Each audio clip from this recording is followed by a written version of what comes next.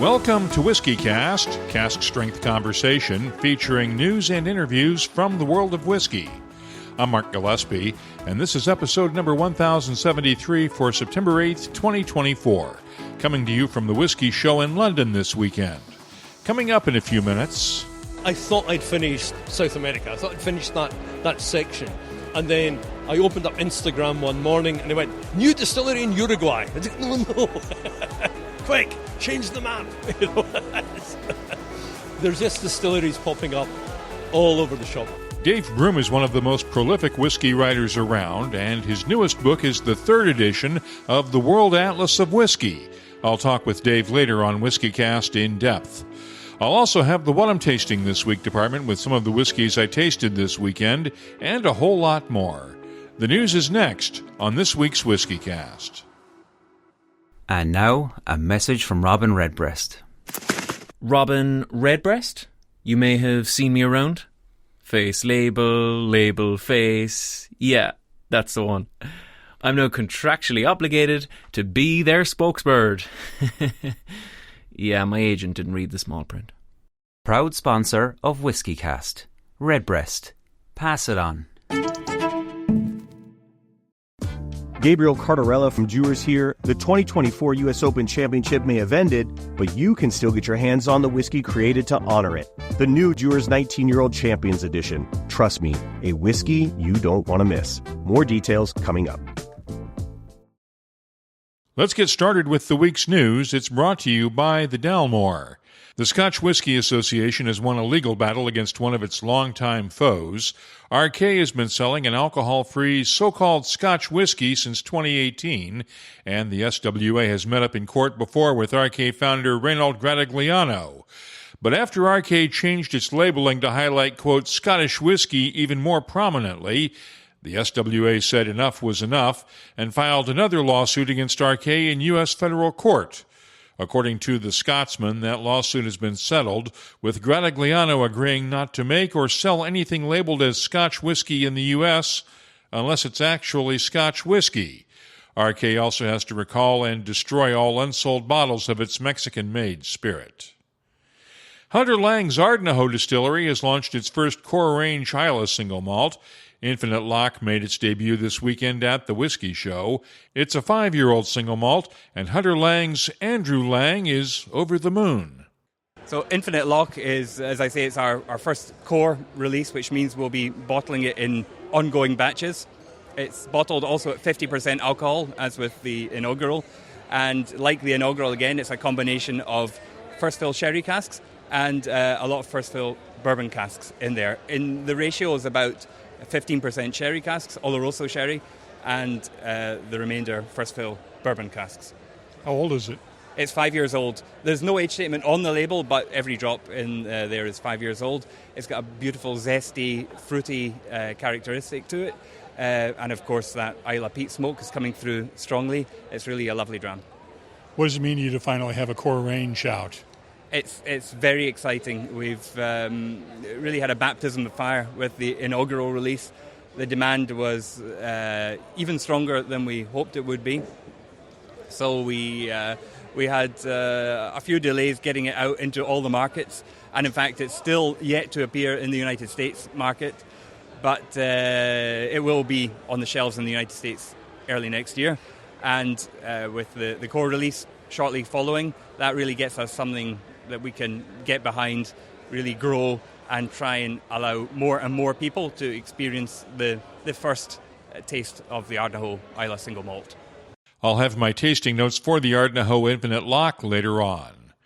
Redbreast won't officially announce the release of Redbreast 18-Year-Old until later this week, but it was also on the pouring list at the Whiskey Show. Master blender Dave McCabe says it fits into an empty slot in the Redbreast lineup. As you know, we have the 12, the cask strength 12, 15, 21 and 27. So there was a bit of an age gap between the 15 and 21, and we thought now was the right time to bring something new and different in flavour to the range. So what we have here is a single pot still Irish whiskey, and it comprises of a few casks, of which one is a little different to what we use in the current range, and that's cream sherry. So that's a style of sherry wine that's a blend of Oloroso and Pedro Jimenez, PX wine. And what we do is we have our casks that are made by Antonio Paez. They also age some of our casks with this cream sherry. And we've been accumulating some of those casks over the last few years now. So we thought they're of a right age and a right flavour that we might introduce this new Redbreast offering, where that plays a huge part of the formulation and a big component of flavour in the creation. So what we've done is we've created a whiskey that's aged in a combination of casks, including ex-bourbon, Oloroso sherry, this cream sherry cask that I've been mentioning, and a very small hint of a ruby port cask in there as well. And that's what this new Redbreast 18 is all about. The new Redbreast 18 will go on sale Friday at the Middleton Distillery Experience and Jameson Distillery, Bow Street in Dublin, with a rollout to key markets over the next few weeks. There's no word on pricing. Also in Irish whiskey news, Waterford Whiskey is out with the second release of Cuvée Luna, one of the few biodynamic whiskies on the market. Waterford's Mark Newton calls it a natural evolution of the first Cuvée Luna release last year. The whiskey is a little bit older, but it continues our, you call it dedication, passion, inspiration by the winemakers to follow that biodynamic route. We now have up to 6 biodynamic growers growing barley for us. We take all of it that we can get in Ireland, and we're now, I think, comfortably by far and away the world's biggest producers of biodynamic and organic whiskey. So Cuvée Luna is really a celebration of that next iteration. The whiskey's getting older, the barley's getting older, and with a couple of different vintages in there, what this does, it forms a cuvée. So you'll notice earlier in the year we had the Waterford Cuvée coffee. That's our flagship single malt. And for American audiences, we've also got Cuvée Gaia, the organic, Cuvée Fumo, our peated whiskey, and Luna comes in at the very top of that core range for us. This is the ultimate in agriculture and farming. I suppose the word regenerative agriculture is thrown about a bit these days, but this sort of goes well beyond that. So it just shows our dedication to getting as much natural flavour as possible. There's also a new release in the Heritage range using heirloom strains of barley from the past. Goldthorpe barley was created back in 1889 in Yorkshire. And Clonakilty Distillery has unveiled its first single malt in the U.S. market. It was released in Ireland several months ago and features barley from the Scully family's farm. The whiskey is matured in a combination of ex-bourbon, Amontillado, and Oloroso sherry casks. Look for it at a recommended price of $49.99 a bottle. Proof and Wood Spirits has been busy. In addition to this year's release of the Representative and the Senator whiskies, there's a pair of presidential dram releases. These only come out in presidential election years, and there's a one-term 4-year-old and a 2-term 8-year-old bourbon. Proof and Wood has also released Blame Canada, a 22-year-old Canadian whiskey distilled in Alberta. There are 14 separate single-barrel bottlings of the rye whiskey. It's available in limited amounts. No word on pricing. The Spirit of Yorkshire Distillery brought a one-time release to the whiskey show this weekend. The distillery was the first English distillery to have a show bottling selected by the Whiskey Exchange, and head distiller David Thompson says the Filey Bay whiskey combines all 3 aspects of the family-owned business. We're super excited about this new release because the Whiskey Exchange and the show we're at today selected Filey Bay as one of their show bottlings. And this new whiskey for us is super important because it is a collaboration of our farm where we grow the barley, our brewery where we make our beer for the last 25 years, but also our whiskey. And what we're doing here is we're using an ex-bourbon cask to mature the spirit in the first instance for 2.5 to 4 years. Then we put the beer in the cask when the whiskey comes out, and then we take out the barrel-aged beer and we bottle that and it's sold, and we end up putting the whiskey back in that barrel on the same day and maturing the whiskey inside an ex-IPA cask. A bit more widely available is the Filey Bay Yorkshire Day bottling. It's a mix of STR wine casks, virgin oak, and ex-Madeira and sherry casks. 1,500 bottles are available through the distillery's website for £95 a bottle. And finally, Ardbeg is bringing back an old favorite. The Ardbeg 17-year-old disappeared many years ago from the market, but the distillery's stocks have been built back up to the point where they can reintroduce it. It'll be available starting later this month. You can keep up with the latest whiskey news all week long at whiskycast.com and in the WhiskyCast community app. The news is brought to you by the Dalmore. Hello, Richard Patterson here, Master Distiller, Master Blender for the Dalmore. You know, whenever the team and I are in the world sharing our exceptional single malt, we like to keep in touch with Mark Gillespie and the latest news from WhiskyCast.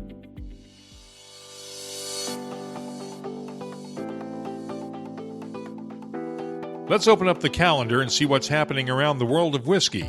The Kentucky Bourbon Festival is this weekend in Bardstown, running Friday through Sunday.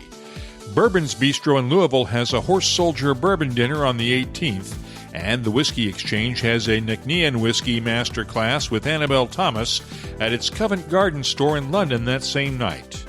Whiskeys of the World San Francisco is on the 20th, followed 2 nights later by Whiskeys of the World in San Jose. The Liverpool Whiskey Festival is on the 21st in Liverpool, England, and Sagamore Spirit Distillery has its monthly Whiskey on the Waterfront party that same day in Baltimore, Maryland. If you're organizing a whiskey event, let us know about it. We'll add it to the calendars at whiskycast.com and in the WhiskyCast community app. Every year, Dewar's, the official Scotch whiskey of the U.S. Open Championship, rolls out a special limited edition whiskey to celebrate that year's tournament. The 2024 championship wrapped up in June, but the 2024 Dewar's 19-year Pinehurst edition is available now, and you don't want to miss it. This year's 19-year whiskey is double-aged, then extra-matured in rye casks, offering a rich profile with notes of pear and heather honey. There's a hint of spice in there, too, along with a dusting of cinnamon and cocoa powder. It's a sensory delight for any true whiskey or golf fan.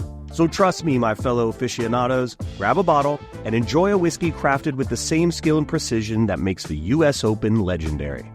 Please drink responsibly. Copyright 2024. Dewar's Blended Scotch Whiskey, 46% alcohol by volume. Imported by John Dewar & Sons, Coral Gables, Florida. WhiskyCast In Depth is brought to you by Oban and the Classic Malts lineup. Dave Broom is one of the most prolific voices in whiskey, with more than a dozen award-winning books to his credit. His latest work is an homage to the work of the late travel writer Alfred Barnard. It's the 3rd edition of the World Atlas of Whisky. I talked with Dave this weekend in London. Tell me about the 3rd edition of the World Atlas of Whisky. The 3rd edition, Mark, is a complete rewrite.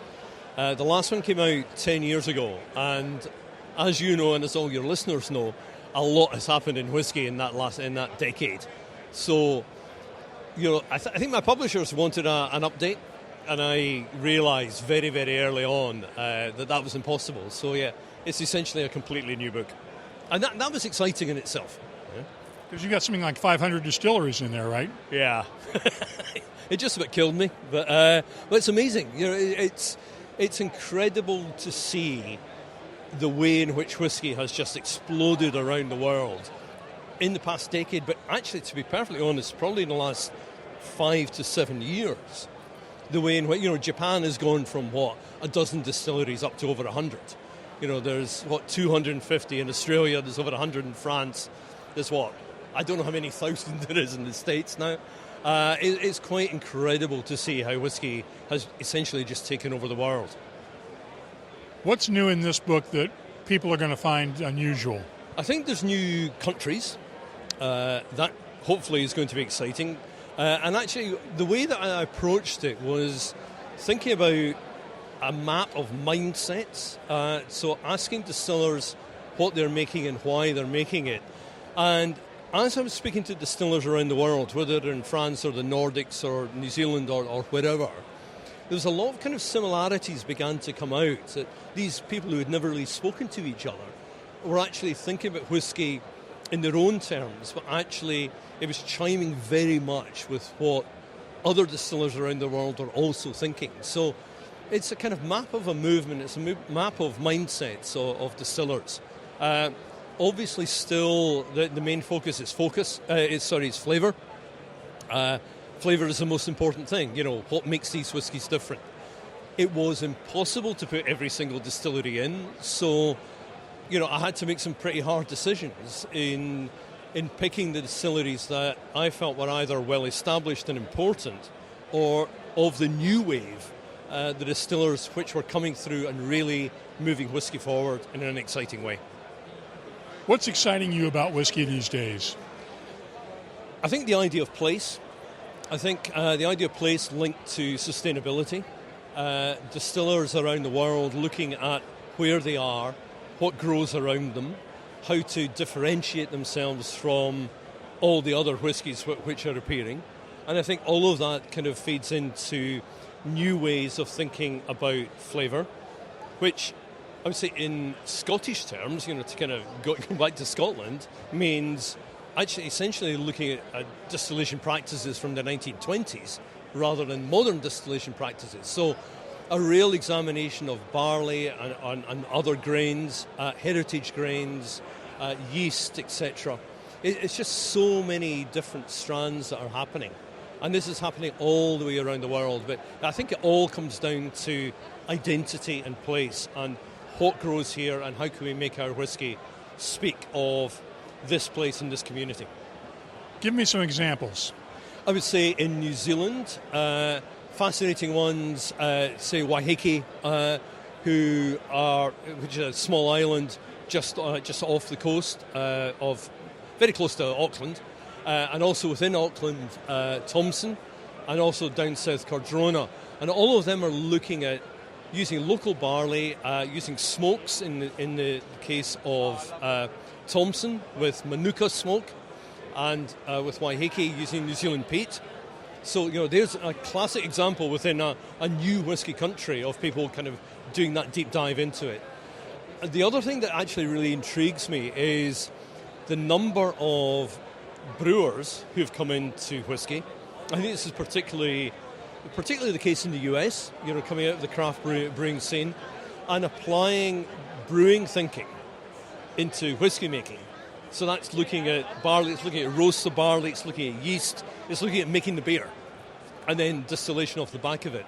But also, and I would say this is happening in Australia, to some extent in California, certainly in New Zealand, pardon me, and certainly in France, winemakers becoming distillers. And the difference between a brewer's approach and a brewer's palate and a winemaker's palate and a distiller's palate is, I think, going to be one of the most interesting things to chart over the next decade or so as these whiskies begin to mature. Are you worried about a coming whiskey lock, as it were? It's not a coming whiskey lock. There is a whiskey lock. It's as simple as that. The industry is at overcapacity. So, one of the issues that I address in the book is that these distillers have to be able to cut through. That they've got to be able to create something with quality at volume. They've got to think long term. They've got to think in terms of distribution, etc., etc. Because the simple fact is there's way too much whiskey getting made around the world, and the market isn't growing at the same rate. So it's an issue. Yeah.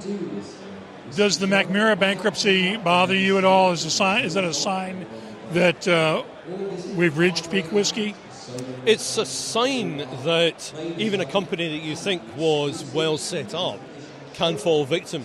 Yes. I mean, I think we will see some, sadly, I think we will see some casualties over the next few years. Do you see any other distilleries going under because of this whiskey lock? I mean, I couldn't name any specific distilleries. I think we'll just have to wait and see how it shakes out. I think the big boys have probably swallowed as many or, co-opted as many distilleries as they can. So I think a lot of new distillers who are maybe batting their eyelids at, Diageo or Pernod or whoever trying to snap them up, I think that's on the wane. So, yeah, I think distillers have to be confident, but they have to be realistic about their market plan and their business plan, about how they're going to make their whiskey and sell their whiskey around the world. Because everybody, it's quite interesting looking at, looking at America. So many distillers in America going, well, the American market is full, but we're going to export. But actually, every country in the world is going, our market is full, we're going to export. So there's not space anywhere else, unless it is high quality. And in terms of other countries I'm really excited about, Ireland, I think there's some extraordinary whiskies about to arrive from Ireland with the rediscovery of old single pot still recipes. And I'm confident that the best of the new Irish brigade will survive. What happens if demand doesn't pick up for whiskey? If it doesn't pick up, I think I'm going to answer that in perhaps a slightly oblique way to begin with, Mark. It's an interesting thing to observe what some of the bigger companies are doing at the moment, because the people who are running sales and marketing in the big companies have only seen good times. They've not seen the downturn. I'm old enough to remember what happened to whiskey in the late 80s and beginning of the 90s, and how you have to just hunker down, batten down the hatches and start educating and really start pushing whiskey. Don't panic. And I think there's an element of panic going around, I think, amongst a lot of the big guys, because super premiumization hasn't really worked. The mainstream, they've taken their eye off the mainstream, and there is a significant problem beginning to build up. But I think it can be broken, and I think it can be. And interestingly, talking and looking at what's happening in Scotch whisky, I think the most interesting stuff that's happening with Scotch, and the area in which Scotch whisky is beginning to sell, is in that mainstream market, in that mid-market. And the most interesting distilleries in there, and the ones which are selling the most, are the forgotten distilleries of the past, Glen Scotia, Fettercairn, etc., and new distilleries such as Ardnamurchan, Harris, Razy, etc., etc. So I think if you plan for the long term, are aware of what the business is, have a good business plan, have that quality in there, and hit that mid-market rather than trying to appeal to the luxury market where people are by nature fickle, I think you'll be okay. But it's going to be a rocky road for a few years. You covered 500 distilleries in the new World Atlas of Whisky.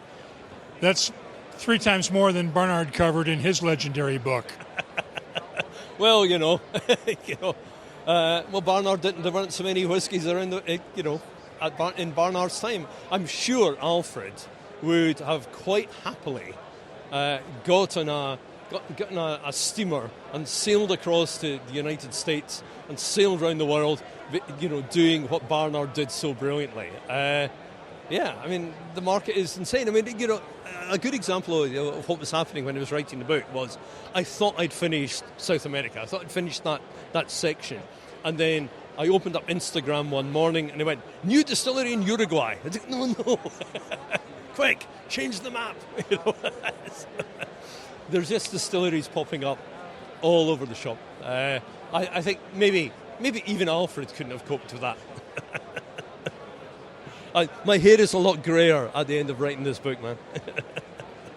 Another book coming out soon is the 20th anniversary edition of the Malt Whiskey Yearbook, Ingvar Ronde's annual labor of love. First of all, it's a 20th anniversary, which I didn't anticipate back in 2005 when I did the first one. I asked Gavin Smith to do an article about the last 20 years in the whiskey industry, and I was amazed when I read it. So much that has happened in the last 20 years since I started the book. Not least in terms of new distilleries. I mean, since Kilchoman was born in 2005, I think we have 52 new distilleries in Scotland alone, and up to nearly 1,000 malt whiskey distilleries in the world. And I realise I'm missing out on some of them: Australia, America, China. There are so many new ones. What's in the book this year? Some amazing articles, a couple of geeky ones about oxidation and yeast. We need that in the book. Some historical aspects. I mentioned Gavin Smith. We have Nick Morgan. He's talking about a very funny incident on Isla almost changed the whiskey on Islay in the late 1800s. Another thing is I invited 6 bloggers and YouTubers around the world to get their standpoint on, from the consumer interest, how the producers are treating whiskey and treating the consumers today. I should have done that before because I usually let the producers talk. So now it's more from the consumer side. What did they have to say? Well, they were happy with some things and they were absolutely critical, which I was expecting and hoping for. They're not mincing their words. About one of the questions was, because we are at the whiskey show in London now, and there are a lot of whiskey geeks here, and we all realize that the consumers in the world of whiskey, 99.9% are drinking their favorite whiskey or favorite 2 or 3 whiskeys. We are a different breed. We like to try new stuff all the time. And are we important to the producers? And they all agreed, yes, we are, because we can change how they are acting towards consumers, how they are producing new types of whiskey, because we influence them, which is what I expected and which is tremendous. The 2025 Malt Whiskey Yearbook will be published on October 1st. Thanks to Ingvar Rande and Dave Broom for joining us this week on WhiskyCast In Depth. It's brought to you by Oban, a deliciously smooth single malt known for its coastal charm and Highland heritage, loved by whiskey lovers worldwide. Discover Oban's full lineup at malts.com. I tasted a lot of new whiskeys this weekend in London. Let's start off with the Ardnahoe Infinite Lock we heard about during the news. It's bottled at 50% ABV, and the nose has touches of heather, honey, pineapple, and a slight peatiness. The taste has baking spices along with a gentle smokiness and notes of grilled pineapple, heather, and honey. The finish is long and gentle with dried fruits and just a hint of peat smoke. It's excellent, and I'm scoring the Ardnahoe Infinite Lock a 94. Finally got my hands on the 2 new Compass Box core releases, Nectarosity and Crimson Casks. Nectarosity is bottled at 46% ABV, and the nose is malty with touches of citrus fruits and vanilla. The taste is fruity with apricots, papaya, baked oranges, and dried flowers. The finish, long and fruity, and I'm scoring it a 94. Crimson Casks is also bottled at 46% ABV, and the nose has touches of red grapes, figs, dates, raisins, and honey. The taste is fruity with a nice spicy kick and notes of figs, raisins, dates, and honey. The finish, long and fruity, but in a different way than Nectarosity. I'm scoring the Compass Box Crimson Casks a 94 as well. Waterford's Cuvée Luna Biodynamic Whiskey is bottled at 50% ABV, and the nose is earthy and malty with touches of clover, honey, and dried flowers. The taste has barley sugar sweetness and a nice dustiness, along with touches of honey and nutmeg. The finish is long and dry. I'm scoring the Waterford Cuvée Luna Biodynamic Single Malt a 91.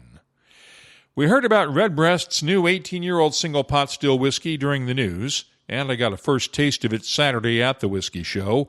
It's bottled at 46% ABV. The nose has subtle pot still spices along with honey, vanilla, figs, and dates. The taste has notes of baking spices, figs, dates, honey, vanilla, and dried fruits, while the finish is long and fruity with a hint of spice. I'm scoring the new Redbreast 18-year-old a 94. And finally, let's look at a classic from the Whiskey Exchange's Old and Rare stand, a 54-year-old bottling of Strathisla in 1960 from, you guessed it, Gordon and MacPhail. It was bottled in 2014 at 43% ABV. The nose is malty with a honey sweetness and hints of nutmeg and butterscotch. The taste has a good balance of fruit and smokiness with grilled pineapple, dried fruits, and honey. The finish is long and malty with a touch of spice.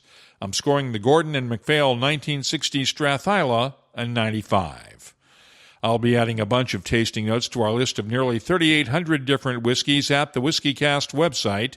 Check it out this week. And now, a message from Robin Redbreast. A thoughtful gift is hard work. What you need is a go-to multi-purpose gift for all occasions.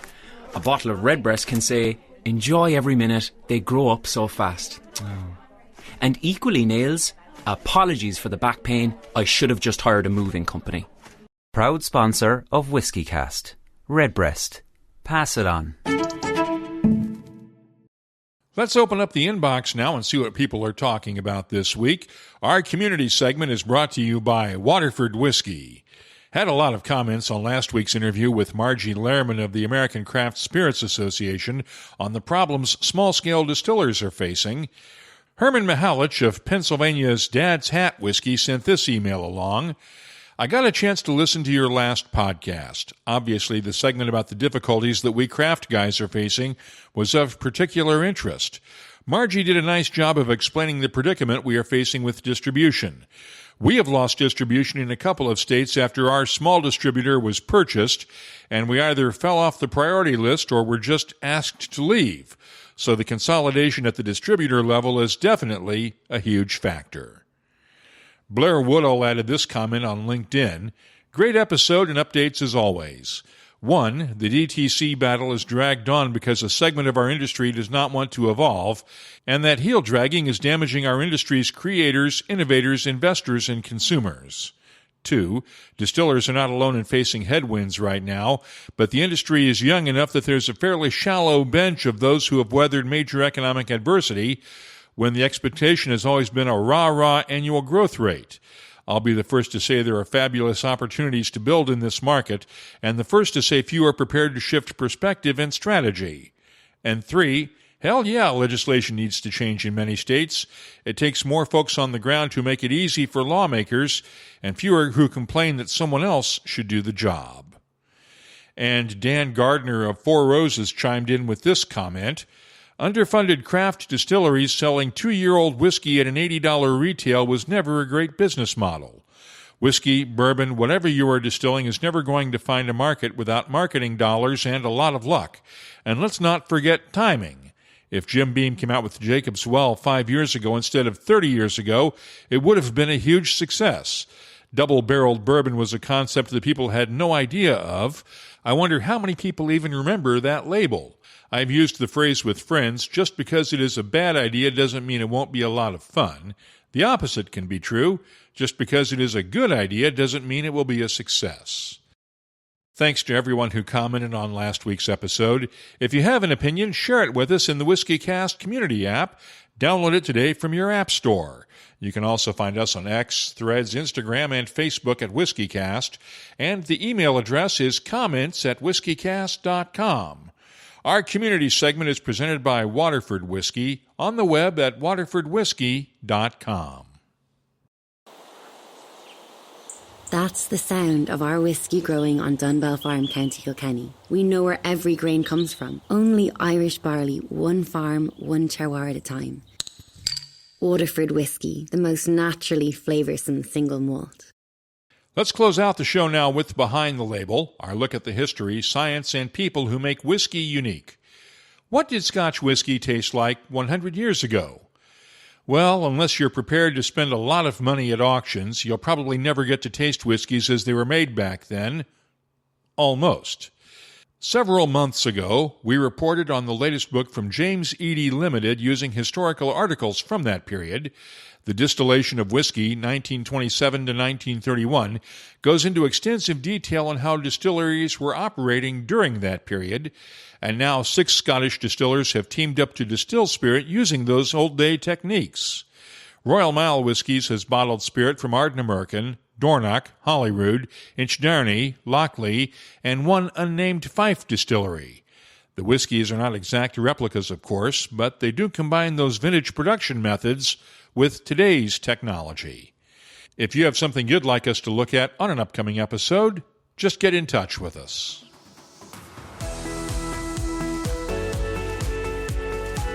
That's all for this episode of WhiskyCast. You'll find links for the stories in this episode in our show notes at whiskycast.com. That's also where you'll find the latest whiskey news, my tasting notes, the calendar of events, the whiskey photo of the week, and, of course, a complete archive of past episodes going all the way back to 2005. Get in touch with us on X, Threads, Instagram, and Facebook at WhiskyCast, or you can use the WhiskyCast community app. Download it today from the Apple and Google App Stores. Our email address is comments@whiskycast.com. The 2024 release of Dewar's 19-Year-Old Champions Edition is out now. Available at Dewars.com. Get it while you can and appreciate every double-aged rye cask finished dram. Please drink responsibly. And now, a message from Robin Redbreast. Ever go out drinking with a peacock? Always the same. Few too many, tail feathers come out, drinks get knocked over, bartender's not happy, night's over before it started. All I'm saying is, don't be the peacock in your group. Proud sponsor of WhiskyCast. Redbreast. Pass it on. Production support for this week's episode was provided by The Whiskey Exchange. WhiskyCast is a production of Cask Strength Media, copyright 2024, and comes to you from the charming, yet regrettably dry town of Haddonfield, New Jersey. I'm Mark Gillespie, reminding you that when you drink, please drink responsibly. Thanks for listening.